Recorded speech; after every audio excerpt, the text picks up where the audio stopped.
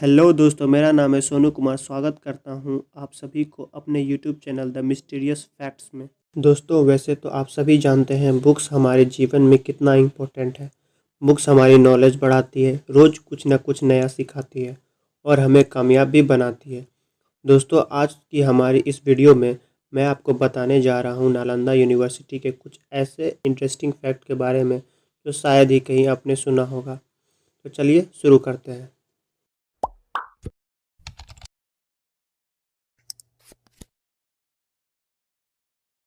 Fact number 1, Nalanda university 5वीं शताब्दी में कुमार गुप्ता एक के द्वारा बनवाया गया था। यह यूनिवर्सिटी कुल मिलाकर 12 हेक्टेयर यानी 30 एकड़ जमीन में फैला हुआ है।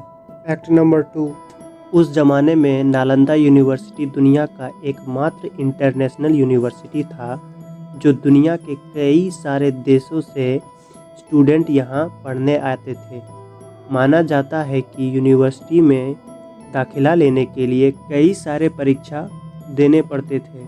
कुल मिलाकर 2000 टीचर पढ़ाते थे और 10,000 स्टूडेंट पढ़ते थे, जिनमें से 2700 स्टूडेंट विदेशी होते थे, जिनमें प्रमुख देश का नाम है Japan, Korea, China, Tibet, Indonesia, great Iran, Greece, Mongolia इत्यादि से छात्र पढ़ने आते थे। फैक्ट नंबर 3, नालंदा यूनिवर्सिटी में कुल मिलाकर 3 हमले हुए थे। स्कंदगुप्त के शासनकाल के दौरान हंस नाम के राजा एक ऐसे राजा थे जिन्होंने नालंदा यूनिवर्सिटी पर पहली बार आक्रमण किया था, लेकिन स्कंद के उत्तराधिकारी द्वारा बड़ी इमारत और लाइब्रेरी को बचा लिया गया। दूसरा आक्रमण राजा गौड़ा द्वारा किया गया था, जिसको फिर से बौद्ध के राजा हर्षवर्धन ने बचा लिया। साल 1993 नालंदा यूनिवर्सिटी के लिए बड़ा ही भयानक साल रहा, जब एक तुर्की शासक इख्तियार उद्दीन मोहम्मद बिन बख्तियार खिलजी ने नालंदा यूनिवर्सिटी पर हमला करने का आदेश दिया। माना जाता है कि इस हमले में यूनिवर्सिटी के दीवारों को न सिर्फ तोड़ा गया बल्कि पूरी तरह से धधकती आग में झोंक दिया गया। यूनिवर्सिटी के लाइब्रेरी में 90 लाख से भी ज़्यादा किताबें थीं।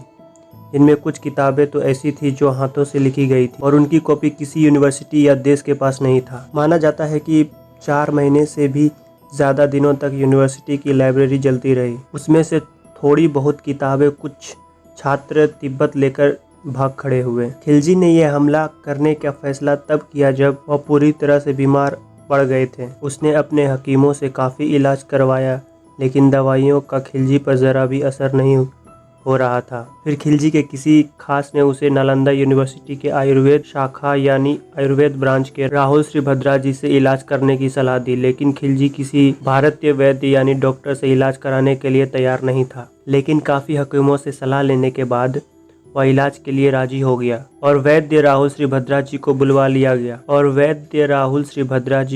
लिया लेकिन इलाज शुरू करने से पहले वैद्य जी के सामने यह शर्त रखा गया कि वह कोई भी भारतीय दवा नहीं खाएगा और अगर वो ठीक नहीं हुआ तो उसे मरवा दिया जाएगा। यह सुनकर श्रीभद्रा जी कुछ समय के लिए रुके, लेकिन फिर वह राजी हो गए। कुछ दिन बाद श्रीभद्रा जी खिलजी के पास कुरान को लेकर पहुंचे, जिसके कुछ पन्नों में उन्होंने एक लेप लगा दिया था। उन्होंने खिलजी से कहा यह कुरान रोज पढ़ने के लिए। दिन बीतते गए, वह धीरे धीरे ठीक होता गया और वह पूरी तरह से ठीक भी हो गया। लेकिन जब वह ठीक हो गया तब वह वैद्य की प्रशंसा करने के सिवाय वह उससे जलने लगा। वह सोचा कि भारतीय विद्या उसके हकीमों से ज़्यादा सक्षम कैसे हो सकता है। तब उसने यूनिवर्सिटी पर हमला करने का फैसला किया। वह सोचा ना रहेगा यूनिवर्सिटी और ना रहेगी यूनिवर्सिटी की ज्ञान। फैक्ट नंबर 4, आज तक यूनिवर्सिटी के खंडहरों में कई बर्बाद संरचनाएं जीवित है। खुदाई किए गए खंडहर लगभग 1,50,000 स्क्वायर फुट मीटर के क्षेत्र में फैला हुआ है। माना जाता है कि यूनिवर्सिटी के 90% अवशेष अभी भी अज्ञात है। फैक्ट नंबर 5, यूनिवर्सिटी एकमात्र ऐसा यूनिवर्सिटी है जो अपने विनाश के बाद 800 सालों तक बंद रहा। एक यात्रा के दौरान APJ अब्दुल कलाम ने हाल ही के दिनों में इसे दोबारा खोला।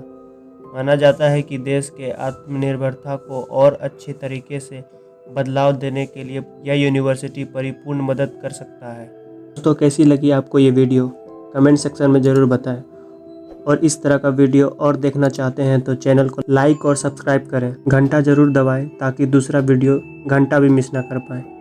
तो चलिए मैं आपसे विदा लेता हूँ और मिलता हूँ द मिस्टीरियस फैक्ट के नए वीडियो में।